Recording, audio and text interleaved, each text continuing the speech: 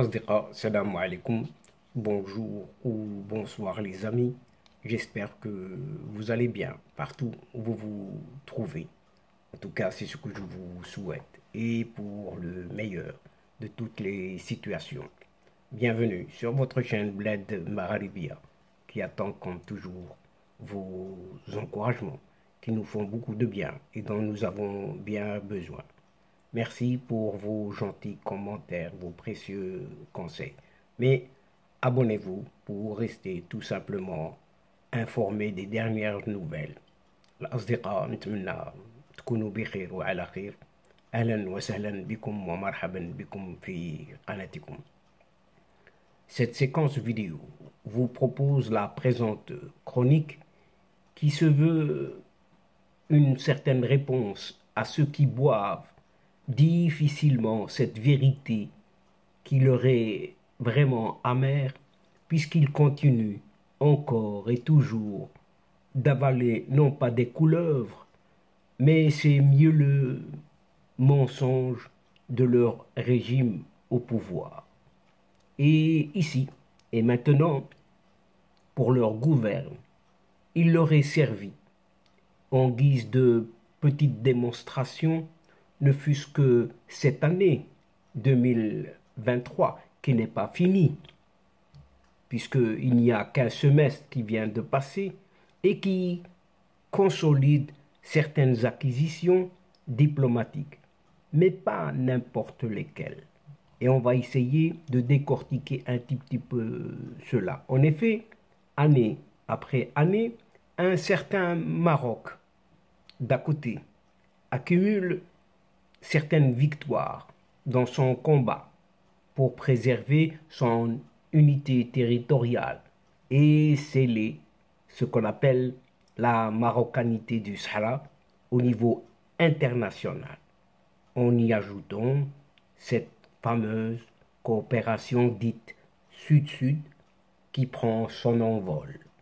Ainsi, les partenaires ou les partenariats que le Maroc a toujours veillé à renforcer avec les pays du continent africain et dont il fait sa seconde priorité après la cause nationale, ne cesse de porter leurs fruits. En plus de certains soutiens diplomatiques de plus en plus grandissants à la marocanité du Sahara, l'intégration continentale, à travers donc une coopération sud-sud, bilatérale et multilatérale, ne cesse de gagner du terrain, jour après jour, petit à petit, doucement, mais sûrement, dans l'intérêt du développement de l'Afrique et de son avenir. Et chers amis, nous allons essayer, à notre niveau, de voir un tout petit peu tout cela. Tout cela en y restant ensemble jusqu'au bout. Et cette séquence s'inspire de cette revue de presse tirée d'Al-Ahdath al-Maghribiya.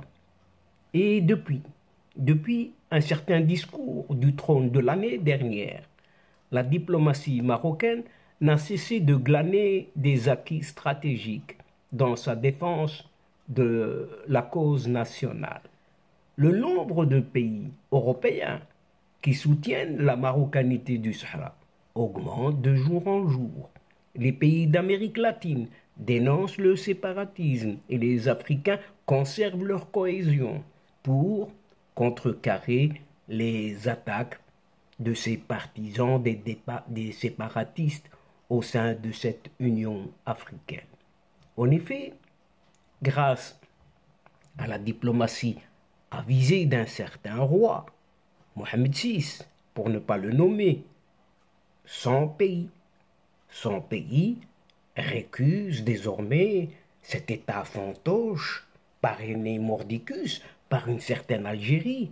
Et c'est son pays considère désormais le plan d'autonomie marocain comme une solution réaliste pour mettre fin à ce différend régional. Un constat que relaient les participants au séminaire académique international sur l'autonomie territoriale qui s'est déroulée à New York en affirmant tout simplement que l'initiative marocaine est considérée comme l'un des modèles le plus avancé au monde. L'ambassadeur représentant permanent du Maroc à l'ONU, Omar Hillel, a indiqué que l'expérience de l'autonomie territoriale a réussi dans plusieurs régions du monde à instaurer la paix et contribuer à nourrir l'espoir. Après le discours du trône de l'année dernière, donc, le Conseil de sécurité a approuvé la résolution 2654 à l'ONU et qui recommande à toutes les parties de reprendre les négociations pour parvenir à une solution politique. Le ministère des Affaires étrangères, lui, a publié un communiqué dans lequel il indique que le Maroc soutient les efforts du secrétaire général de l'ONU et de son envoyé spécial ou personnel, Stéphane de Mistura, dans le but de relancer le processus de ces tables rondes sur la base de l'initiative marocaine d'autonomie et dans le respect total de l'intégrité territoriale du royaume marocain. Avant le discours du trône de l'année dernière, les responsables marocains avaient accueilli le chef d'état-major de l'armée israélienne, le lieutenant général Aviv Kochavi, au cours d'une visite considérée comme la première du genre dans l'histoire des relations entre les deux pays. Avant le discours royal de cette année, le roi Mohammed VI a reçu une lettre du Premier ministre israélien Benjamin Netanyahou annonçant la reconnaissance pure et simple par l'État d'Israël de la marocanité du Sahara.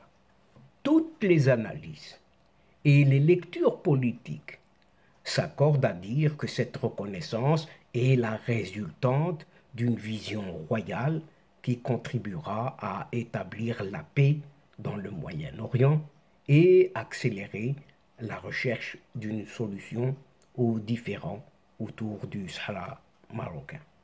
Il est aussi souligné que sur le plan africain, le Conseil exécutif de l'Union africaine a refusé d'adopter le projet dit entre guillemets stratégie et cadre politique pour les partenariats des pays de l'Union africaine. Lequel projet était initié, vous savez par qui? Eh bien par ce régime algérien et les pays qui la soutiennent, visant à institutionnaliser une certaine participation de certaines entités, et parmi lesquelles, je vous le donne dans le mille, se trouve leur bambin Polisario. Avant cet épisode, la tentative des régimes de cette Algérie et de l'Afrique du Sud de présenter la candidature de la République fantoche au poste de premier adjoint du président périodique de l'Union africaine a complètement échoué.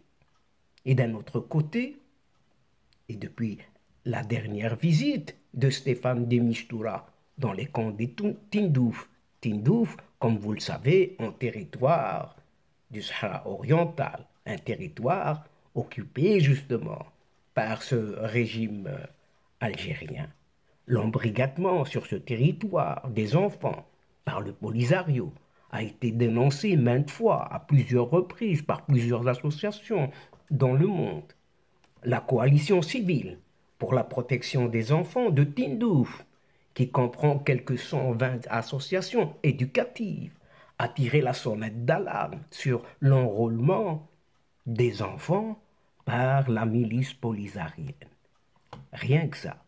Et dans une lettre adressée au sommet sino-arabe, le roi Mohammed VI a mis l'accent sur les défis qui menacent la sécurité et la stabilité dans la région arabe à cause des politiques et des agissements de certains pays arabes envers d'autres.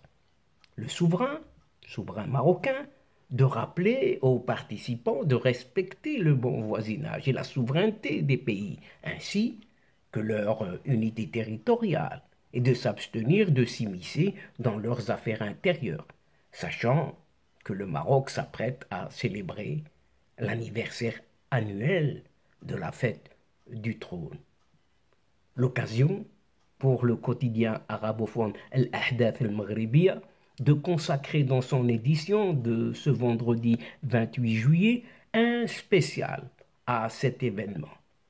Et parmi les volets abordés, évoqués dans ce spécial, un intérêt particulier a été accordé à cette dynamique sans précédent que connaissent les relations du Maroc avec le reste des pays du continent africain, qu'il s'agisse des relations bilatérales ou multilatérales. L'Ahdath se concentre surtout sur les trois événements majeurs qui ont eu lieu les 10 et 11 juillet courants, à savoir respectivement la tenue à Dakhla des travaux de la 7e session de la commission mixte de coopération Maroc-Guinée. Le revirement historique de l'Angola, qui devient beaucoup plus réceptif de la souveraineté marocaine sur son Sahara, ainsi que la réunion à Rabat des 22 États africains du littoral atlantique. Et pour ce qui est de la réunion des ministres des Affaires étrangères marocains et son homologue guinéen à Dakhla, elle a été marquée par la signature de plusieurs accords de coopération entre les deux pays. Et El Ahdath souligne que le choix de Dakhla pour la tenue de cette réunion se justifie amplement du côté guinéen par la volonté de ce pays de confirmer son soutien inébranlable à la marocanité du Sahara. Côté symbolique seulement, Dakhla se situe à mi-chemin entre les capitales des deux pays, Rabat et Conakry, en mentionnant aussi la tenue de la 3e commission mixte maroco-angolaise à Rabat. À l'issue de cette réunion bilatérale, Luanda, cette fois-ci, s'est littéralement démarqué de la fourberie, si on peut l'appeler ainsi, algérienne, et de ces séparatistes de Bombin du Polisario. En effet, le chef de la diplomatie angolaise a affirmé sur la base d'un communiqué conjoint avec son homologue marocain que l'Angola, en ouvre et en ferme les guillemets, encourage les efforts du secrétaire général de l'ONU et de son envoyé personnel, Stéphane de Mistura, pour trouver une solution politique juste, durable, mutuellement acceptable par les parties et fondée sur le compromis. L'Ahdath rappelle ici que ce qui fait la force de la diplomatie marocaine, c'est qu'elle n'a jamais coupé les amarres avec les pays qui soutenaient les thèses séparatistes, dont l'Angola, à laquelle le Maroc a toujours tendu la main de la coopération sud-sud, un credo stratégique pour le royaume marocain pour se consacrer au partenariat économique gagnant-gagnant. L'Ahdath revient aussi sur la portée de la réunion ministérielle du 12 juillet courant à Rabat des 22 pays africains riverains de l'océan Atlantique. Cette réunion, à laquelle ont assisté quasiment la moitié des États membres de l'Union africaine, a tracé une feuille de route et mis en place les priorités stratégiques de son programme d'action futur en vue de soutenir l'intégration et le co-développement entre les pays africains situés sur le littoral atlantique. À titre de concrétisation de la coopération atlantique, le projet de gazoduc Nigeria-Maroc est soutenu par plus d'une dizaine de pays par lesquels cette infrastructure panafricaine transitera. L'AHDAF n'oublie pas non plus de revenir sur le rôle important que le Maroc ne cesse de jouer au sein de cette Union africaine où ces initiatives ont toujours eu des échos positifs au sein des membres de l'organisation panafricaine. Et parmi ces initiatives, il est cité la création du groupe des amis sur les défis croisés des changements climatiques et de l'agenda Femmes, Paix et Sécurité, une initiative du Royaume marocain qui a été présentée en février dernier au siège de l'organisation panafricaine à Addis Abeba. Et de son côté, l'Union africaine a décidé les 15 et 16 février dernier de soutenir les candidatures du Maroc pour se maintenir ou devenir membre de certaines institutions internationales.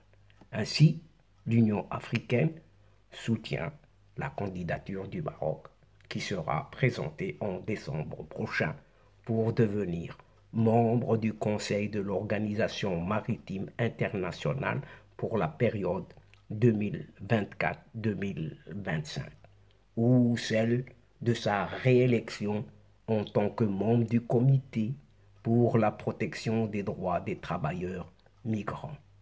Cela sans oublier la prochaine candidature du Maroc pour devenir membre non permanent du Conseil de sécurité de l'Organisation des Nations Unies et pour la période allant de 2028 à 2029 et dont les élections auront lieu à New York en 2027. Et donc, chers amis, mesdames et messieurs, nous sommes arrivés à la fin de cette séquence doucement, mais sûrement, et avant de vous fixer un autre rendez-vous à une prochaine fois, Inch'Allah, en vous retrouvant avec un immense plaisir. N'oubliez pas tout simplement de vous abonner pour recevoir les toutes dernières infos via les séquences vidéo de votre chaîne, tout en vous remerciant bien sûr pour votre participation, votre fidélité de nous suivre jusqu'au bout.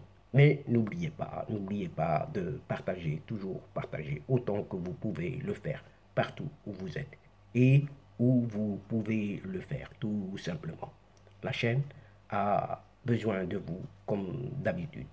الأصدقاء وصلنا إلى نهاية هذه الحلقة وقبل موعد آخر للمرة القادمة إن شاء الله لا تنسوا الاشتراك لتصلكم الفيديوهات أخرى ونشكركم كثير الشكر على مشاركتكم للمتابعة.